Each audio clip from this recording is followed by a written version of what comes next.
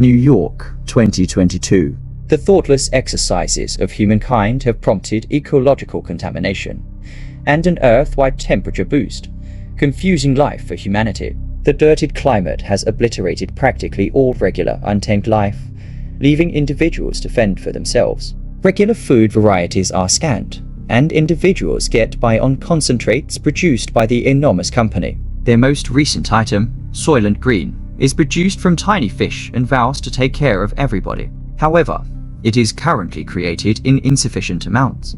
New York police criminal investigator, straightforward Thorne, lives with his close buddy, previous police expert Solomon Saul Roth, who has a magnificent memory and fills in as a sort of chronicle for Thorne. Additionally, he has preserved a police reference library to assist his companion with investigations. This day begins with a discussion about a new homicide. Saul protests that Thorne expects a lot from his notes. This isn't the legislative document.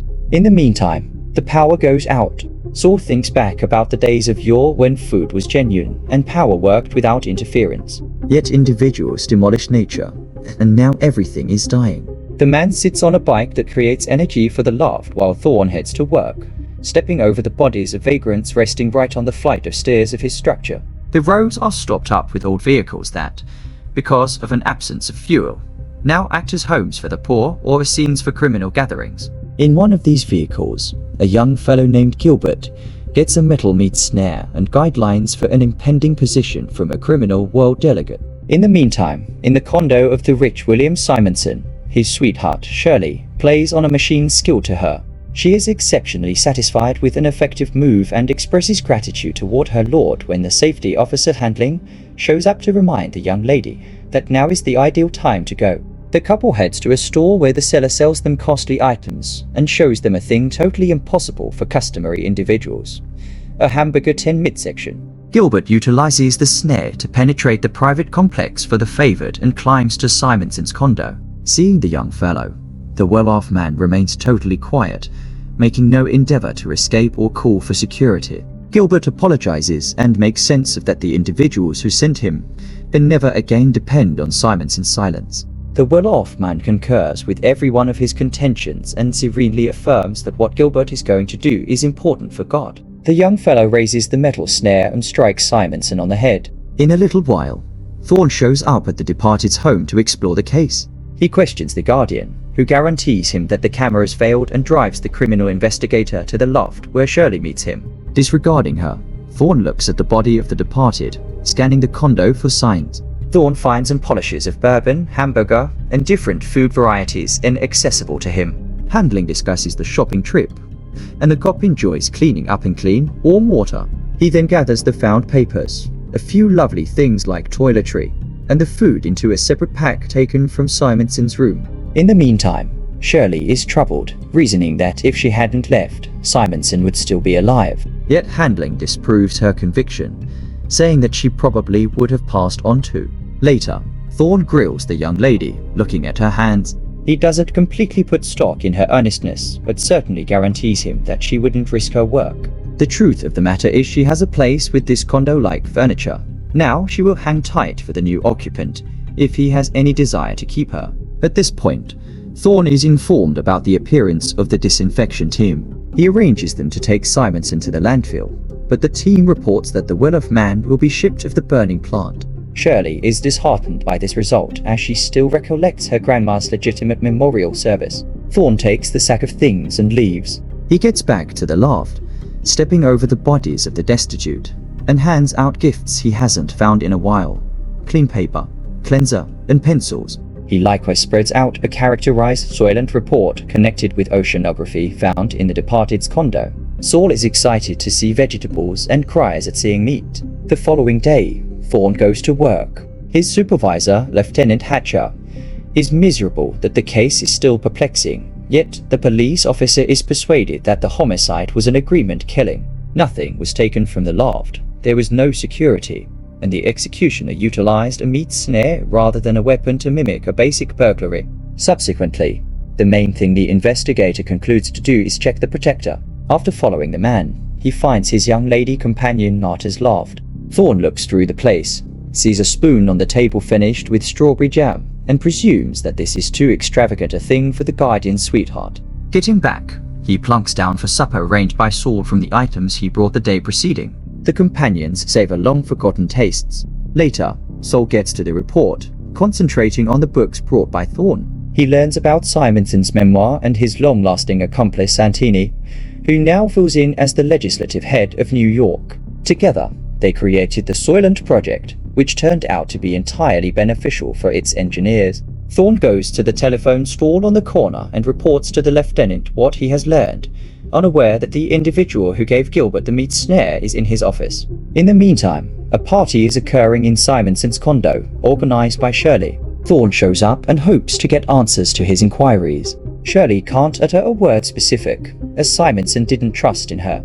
However, she knows Santini. Simonson acquainted her with him. As a matter of fact, Simonson had been acting oddly lately, stressed, and in any event, visiting the church. Several retreats to the room while the structure chief blasts into the lobby. He acts impolitely with the young ladies, and Thorne proclaims that he asked them to assemble to ask inquiries. The director is compelled to ease off, yet the resentful young ladies leave. Shirley offers Thorne to remain the night, scrub up, and appreciate breakfast. She does not like being alone, and is content with the man she likes as the others don't ask her viewpoint. Thorne consents to the greeting. The couple washes up together, getting a charge out of conveniences inaccessible to conventional humans. Later, Thorne visits the church where the departed well-off man had gone. On the patio, he finds a dead lady with a kid attached to her hand. Realizing that the mother can no longer care for her daughter, he takes the kid and carries her into the church. However, the structure is packed with individuals who have nowhere else to go. Finding the minister to whom Simonson admitted, Thorne attempts to address him. Depleted by the tremendous, debilitated, and hungry crowd, the cleric just recalls the reality of the rich man's admission, not its subtleties. Under pressure from the police officer, he concedes that killing him is so colossal. Thorne gets back to the lieutenant, who informs him that the Simonson case is closed as it's a simple burglary. He requests to revamp the report, yet Thorne won't do so. Finding everything excessively dubious, he declines to submit to Hatcher and is relegated to watch the roads. That very day, Governor Santini is informed about the determined cop who will not close the case. Learning about Thorne's visit to the cleric, Santini orders his end. Handling goes to admission. In the meantime, Thorne is watching the road where the Soylent distribution center is found. An enormous crowd accumulates, and soon the item runs out, causing discontent among the crowd. The police perceive the risk and attempt to control the turmoil. However, individuals begin revolting. The executioner sent after Thorne attempts to draw near to him as machines with scoops show up to load people into the truck beds and take them for processing. The executioner shoots but misses, killing a woman standing close to the cop. The crowd goes wild. The executioner attempts to reach Thorne, injuring several rioters and wounding the cop in the leg. Thorne attempts to catch him, but, seeing the weapon, pushes the man, who flies straight under the scoop of a machine and dies, denying the police officer of the chance to address him and learn the truth. Persuaded of Handling's involvement in the conspiracy against him, Thorne sets up a trap in the Guardian's sweetheart Marty's condo. The men fight, during which Thorne blames the Protector for killing his chief and embroiling the organization in the assault on the cop. Finally, he warns the man to stop following him, otherwise, it will end badly. After this, Thorne goes to Shirley. Solomon brings the oceanographic report to a group of researchers who call themselves the Inspector's Department. Shirley has just finished bounding Thistle and offers to head off to somewhere, but he doesn't know where they could run. It's the same yearning and a perishing earth. The young lady is vexed as the new occupant is arriving today, but the police officer is sure she will satisfy him. Meanwhile, the researchers announce the results of their research to Saul, and it is genuinely stunning. Simonson, being a member of the Soylent board, learned everything, and his mind couldn't handle it. The company accepted they couldn't depend on him to keep him from talking, so they disposed of him. Now, before going to the Supreme Board, they need to gather proof. Saul is so stunned by the revelation that he decides to go to where they will assist him with dying. In the meantime, a new owner moves into Simonson's loft. He meets Shirley and finds her alluring. That night, Saul goes to the spot, advising Thorne in a note. The cop immediately races to his friend. Saul is simply addressing the manager's questions. His favorite color is orange, and his favorite music is classical. The man is accompanied to a private room where two young people assist the elderly man with stripping. He is laid on a lounge chair. Classical music begins to play, and scenes of nature that no longer exist: disappeared woodlands, terrified wild creatures, lost streams, and the beauty of the sea show up on a gigantic screen. At this moment, Thorne arrives at the master's place and they guide him to Saul's room, but the doors are already closed and entering is impossible. The investigator can watch his friend's last moments through a viewing window.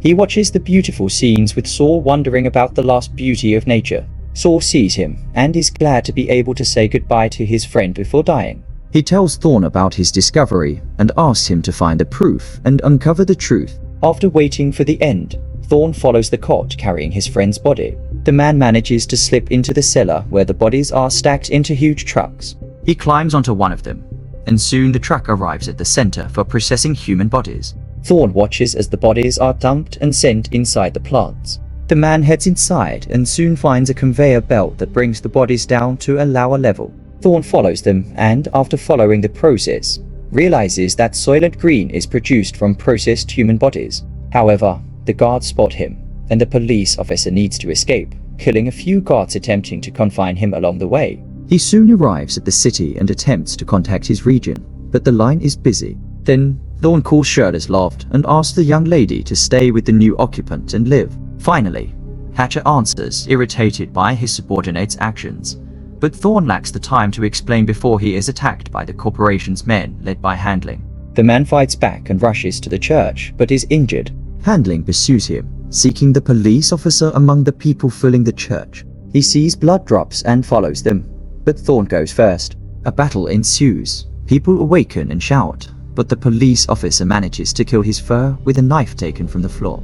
At this moment, Hatcher arrives. Thorne tells him everything he has learned and urges him to inform the agency that the sea is dying and that the tiny fish from which everyone thinks Soylent Green is made no longer exists. Soylent Green is produced from people, so the company is deliberately reproducing people like animals. The lieutenant vows to take the necessary steps. Thistle is removed by paramedics, but the man continues to scream that Soylent is made from people and requests that the lieutenant stop it. The final scenes replay the images shown to the dying Solomon Roth. The transformation of Harry Harrison's novel turned out to be unnervingly beautiful and compelling. The most terrifying thing is that there is no resolution, nor would there be, even if people learn the truth. What will change? And the focus of the plot on ordinary people conveys the fragility and futility of living souls, which remains unchanged throughout all times.